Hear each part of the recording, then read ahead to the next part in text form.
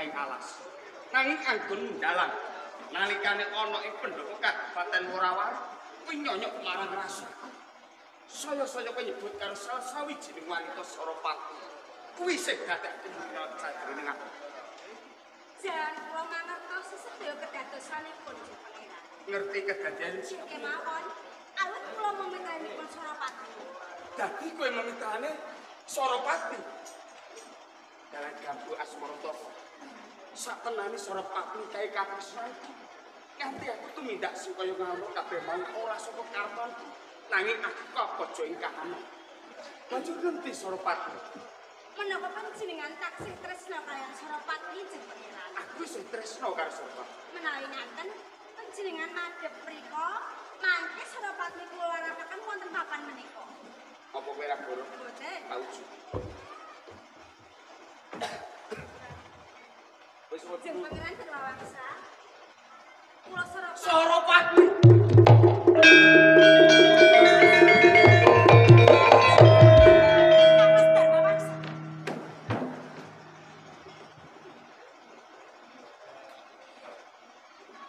Bocah wadon, sapa kang dadi aran?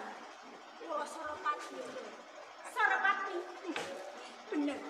Yen kowe bocah saka desa. Wis semono, kowe munggah ana ing pendhapa Ageng Worawari, kowe pamer ayumu, kok tanyol-tanyol kelawan garwaku Kang Mas Darmawangsa. Sarapati. Apa kowe ora payu omah-omah? Kalamun to kowe ora ngrusak marang kabagyane liyan. Apa kowe ora payu duweni bojo? Lamun ora ngrusak marang pagrayune liyan. Wong wadon kaya dene kowe, becike papan ing warung belanjaan. Sarapati.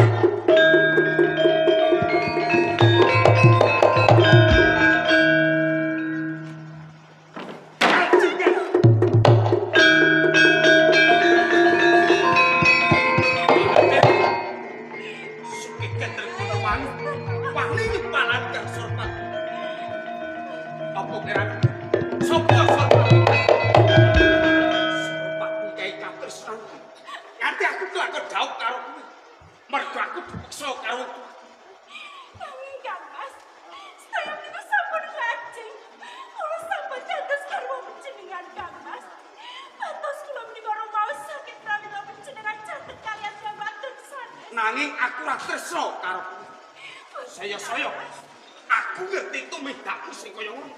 Kowe putra Adipati nanging tumindakmu gasmu. Ora pantes mati.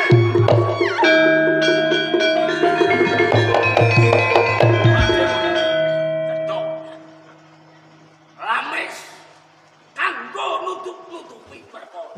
Pancen ora tak silaki. Yen pancen kowe wis ora tresna marangku. Perang adat tak wiwiti iki Senopati saka Worawari. Senopati saka Medan aku dhewe. Tabrak niki mati.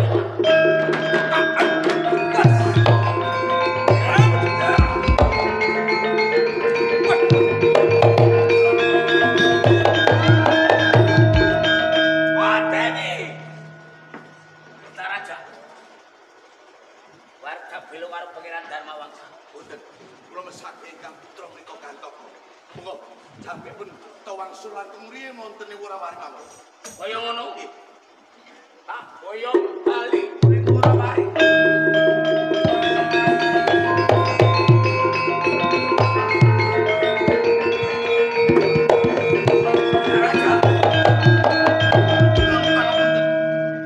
Dalipun kula mboten badhe melu candhuk awung perkawis jedhawanipun ingkang putra kalipun Pangeran Darmawangsa.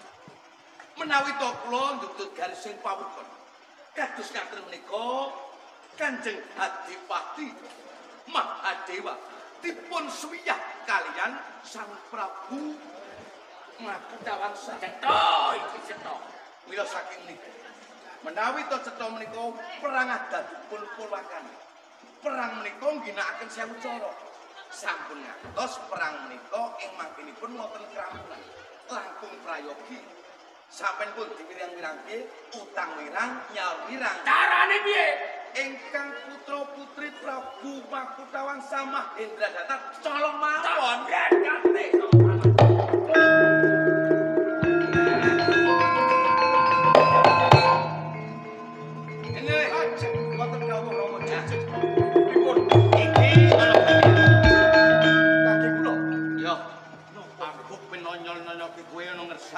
Sang Prabu Makutawangsa. Kersanipun Aku wis hapus krama kelawan Adipati Mahadewa. Takon nyolong Putri Mahendra. lho niku rak katresnan kula. Iya aku ngerti. Ning mung iki dalane supaya kowe bisa gauh kelawan Putri Mahendra Data. Monggo yen to Mahadewa wis kelakon nyolong Mahendra Data saka ing dalam keputren Medang Kauripan. Kowe kang mungkol lakune Mahendra Data lawan Mahadewa mengkurbut Mahadewa pateni katon yo kuwi dalane. Aryo tambahi Mangestura.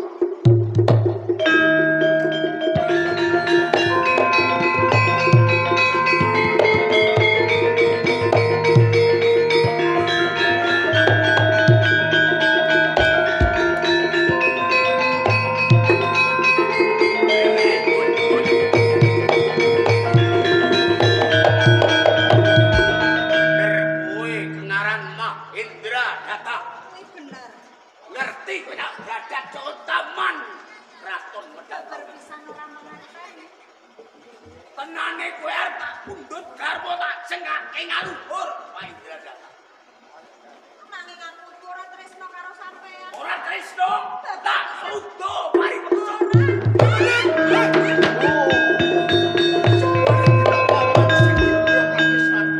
Durga Gautama, putrane Rama Patih Dicaraja.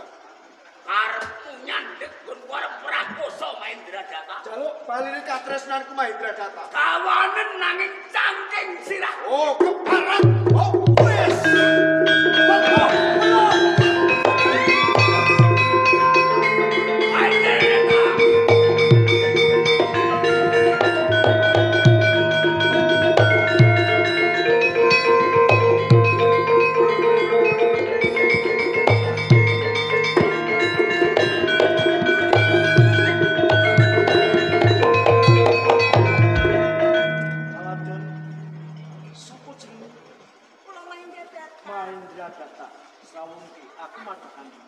Mahendra Data, payungmu lonjong mis, ambekanmu melar mingkus, kaya-kaya kaweden apa kowe doyak marang kewan kang galak bakal dumungso ngono. Mboten. Lanjut. Kula menika dioyak-oyak kalih Ratu Murawari. Kowe doyak-oyak kawan pawungan sembahan Surat Adipati Murawari. Bener. Yen kaya ngono manggon sak buriku tak tunggu. Mahendra Data.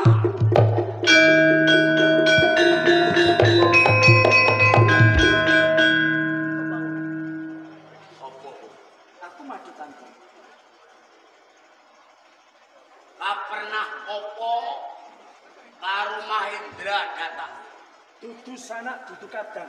Nanging kanggonku ketemu kelawan Mahendra Data dhewe sambat jaluk tulung kelawan aku. Jaluk tulung karo kowe.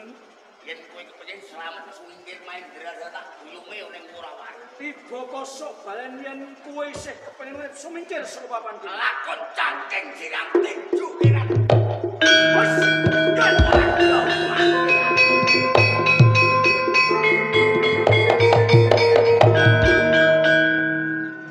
Slamet kowe bisa wal syukur gimane mati. Kula keng sewu kuwi nggonku nulungi kelawan kowe bebasan tuturane nyawa. Aku kudu kok opahe. Lho, opahe menapa ning kula menika mboten gadah donya. Opahe dudu duit, dudu bondo donya, nanging opahe kowe tak pek bojo. Lho, kula menika dereng kepengin gadah bojo. Kowe durung kepengin. Nanging aku kepengin pek bojo kan. Ayo.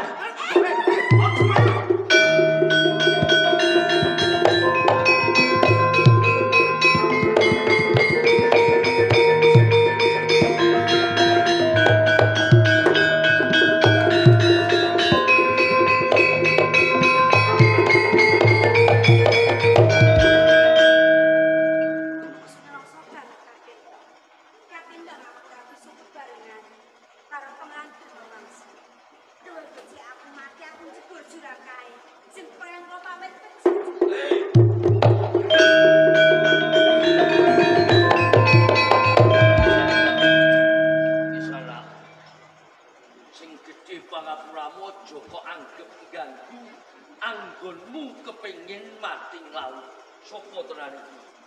aku Suropati.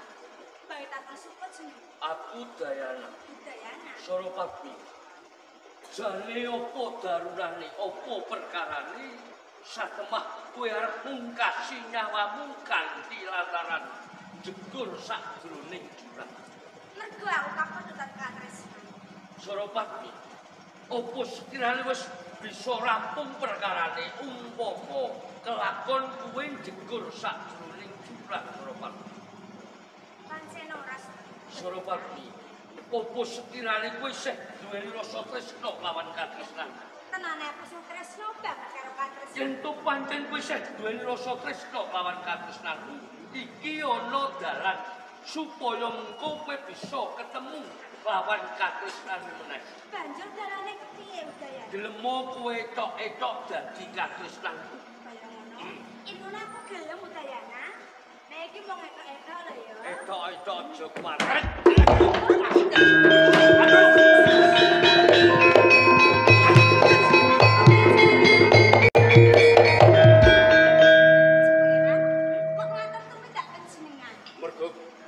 Cedhak karo Suropati. Jare sapa to pamanku? Iki katresnanku Udaya. Dadi iki to katresnan. aku Pangeran Darmawangsa. Dewani cedhak karo katresnanku Suropati. Boten ngaten sing pangeran. Estunipun Udayana menika ingkang nyelametaken kula. Awit kula badhe mati lampus diri. Udayana nglametke karo kowe. Kanjeng. Kowe arep mati lampus diri. Nggih. Duh. Sedulur Udayana, aku jaluk ngapura karo kowe Kasep. Lah kok kasep wis kadung benjut kabeh aku mbok antem ya lagi jaluk Lah lapor. wong lanangan di Surapanas atine ngerti katresnane cedhak karo lanang liya. Suropati. Dadi iki to katresnan. Bener Daya. Ya Rama itu jebul bagus tenan Suropati. Satenane aku sik tresna karo katresnanku Suropati. Dipangangka aku kepen urip bebrayan karo Suropati.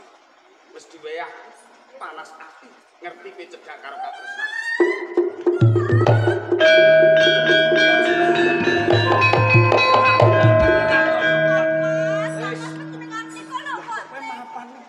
Suropati. Sing kudune kowe mapan ana Saiki ora perlu etok-etok. Dadi katresnanku tenan ora apa-apa. Suropati. Aja percaya Suropati. Udayana. Wong lanang lainane kaya ngono mesti laris bakal. Aku yo kangen karo Wis kono ben karo kowe kan. sedulur saya. Oh, ra yo ta Suropati. Wis tenan ora. Mengko dhisik. Lah panjenengan ki ngaten kok jenengan. Lah janjine kan kersane kula lah kok malah. Pancen kowe sing tak tresnani. Bocah wadon liya. Oh, cetane kowe sujono karo bocah wadon iki. Kowe durung ngerti sapa bocah wadon. Lah sinten? Jenenge Mahendra Data. Mahendra Data. Iya. Kowe ra tekon ana sambungan apa karo aku? Lah ini sambungan apa? Iki sedulurku. Aja percaya. Kowe iki rasa manas-manas to. Tenan ora. Iki sedulurku dhewe. Dadi sedulure tengan termawar tengan to. Leres. Duh, iki kula nyuwun pangapunten jeng pangeran, jebule malah calon ipe. Lah, Calon ipe ora apa-apa, lah nek calon bojo terus piye? Ora. Ya jeng Mahendra Data. Mas. Kok nganti ke kepayu satengah kalah satenane ana apa? Udah menika dipun oyak kali Made Tantra kan, Mas. Karo Made Tantra. Kekarepane Made Tantra apa? Badhe mundhut garwa kula kan, Mas. Arep mundhut garwa karo kowe. Leres. Senange kowe ra ngimbangi karepane. Boten. Baju ke kepayu ki mau arep diprawoso. Nuwun pangapunten. Sawetara.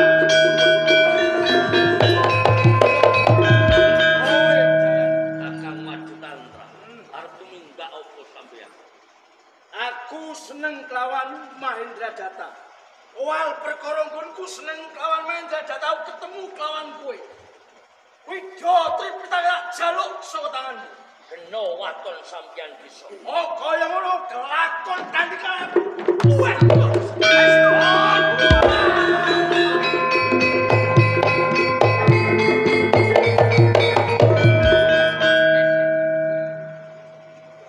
Dayana. Yai Guru Kinara. Kebenaran banget ketemulan kowe. Kitab Tripitaka gawa mrene. Nuwun pangapunten Nyai Guru Kinara. Mongko Widya Tripitaka sampun dados gaduhan kula menawi panjenengan kepengin nyuwun wontenipun Wida Tripitaka, menawi panjenengan saged nglangkahi wangkene Udayana. Yen kaya ngono milih mati katimbang grepe. Monggo. Udayana. Ai.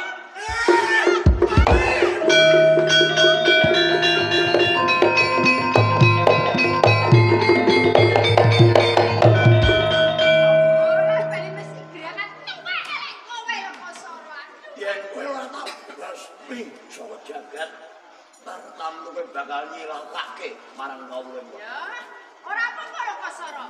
Ing kene aku rumangsani kalah karo kowe ning Titenono Lokasara. Arepmu Titenono, kalamun to wanci tengah dunyo pambangunnya swajak, pertanda aku nyebar tenu gawe telo bakat sebar. saiki wani besok.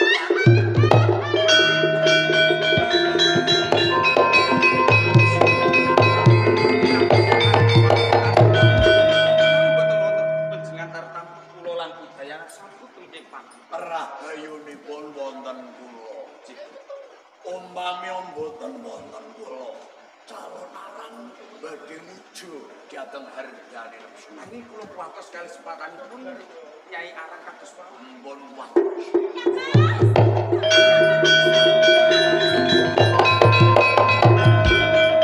rasa dadak cedhak karo aku. Mergo aku binika tresna. Senajan tok aku kelakon bebrayan karo kowe aku ora tresna karo. Nanging kula menika rak ingkang garwa to, Kang. Nanging aku ora tresna karo kowe. Nanging kula menika tresna kaliyan panjenengan, Kang. Menika kados pundi? Nuwun sewu. Lugunipun sedaya kala wau ingkang lepat kula. Nggih. Awet apratipun kula tinangisan kaliyan anak kula Sorapati. Anggenipun kakumbang tresna kalih kula. Sorapati kula utus ndamel gendera wonten Worawawi. Kanthi lakunesta dados dalang gambuh asmara taka niku gawean kula. Boten dados baya pangapa. Nggih, menawi boten wonten kanthi menika kula boten saged panggih kalian Siagi Sorapati. Enjih kajawi saking menika nggih. Menika ingkang garwa kula turindaku dhateng garwa panjenengan awit ingkang jodohaken menika tiyang sepuh. Nanging kula niku boten tresna, Bapak. Weteng tresna niku jalaran saka mulita. Anak kula mboten ketang dipun wayuh kula lila. Nggih, panjenengan boten napa-napa. Mboten. Kang Mas Dharma Wangsa. Monggo kula dherekaken. Monggo kondur wonten ing Worawawi, Kang Mas. Lah kok mangke rumiyin wonten menapa? Ini ning kene aku bakal aku tidak wayah mergo aku selain tau karo guru menandang. Senajan to kanthi nambaran rasa tresna bakal tak racun iki. Nanging kowe bakal tak wayuh kira-kira saguh apa ora. Pripun? Kowe tak wayuh saguh apa ora.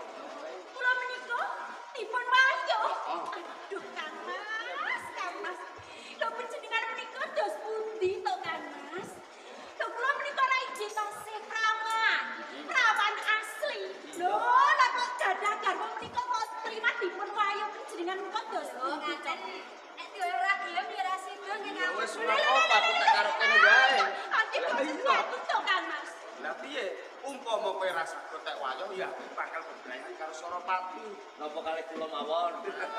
Tawa-tawa. Tak omani sithik-sithik. Mawon kok nggih. Ngaten lho, Bapak. Lho, lah kok sak-sake, lah kok setentemen ngaten lho, Bapak. Lah niku malah ngenteng-enteng ke kena gone jenengan kok. Mestine ati wong siji dadi wong loro. Ngaten nggih, Bapak. Nggih. Menawi to watak kula menika, tresna dhateng kakung.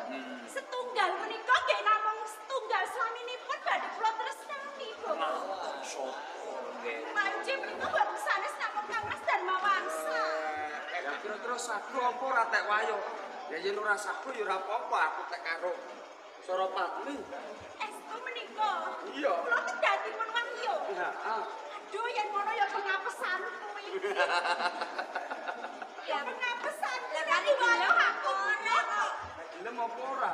Nek diwayuh aku moh, mengko nek ditinggal ya malah ora karu-karuan. Lah iya. Apike piye, Cak? Tekek kecemplung balen. Timbang golek alun balen. Cocok. Aduh. Ndak sugih sago. Sago. Loro larane loro niku nek tiyang wadon diwayuh lho, Kang. Wis aku bakal Loro atur. sen dadi siji. Yen prima kandheke rupa, yen wengi ditandheke rasa. Lah sing bagus sore begayan karo aku. Wis ta gelem-gelem ra ndaraku iki kok yen ra gelem kowe. Kula sadar nek sampeyan ampun nakal lho nggih. Ora, Kedat sing adil. ora foto kate. Mengko nek nakal mengko tak jiwe. Gayana. Lah kok sajae lirak-lirik karo Gaji Mahendra datang. Kula niki mboten lirik. Apa? Pancen mripat kula kira. Mahendra Data yo kaya ngono. Dilirik yo mesa-mesem. Pripun to Kang?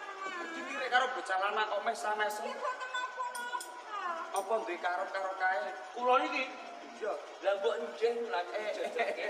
Lho ora ngono, sing kuwi kok sapa-sapa gelem ya Kang. Lah kula niki wong jerembat. Wis, nek pancen iki tresno karo sedulurku Mahendra Data, tak juduki karo Mahendra. Kula niki Iya. matur sembah nuwun. Lho, sakmenika nyuwun rampung. Kula bakal ketau kalian Mahendra Mahadewi. Lan Mahendra Data kalian Jaya. Iya, sampai kok sama ndak rampung. Sasampunipun kula dhawuhan ing mangkinipun kula bakal jeneng Ratu wonten Kraton Medang. Nanging saderengipun monggo sareng-sareng gembul pujana miwaha. Ayo, ayo.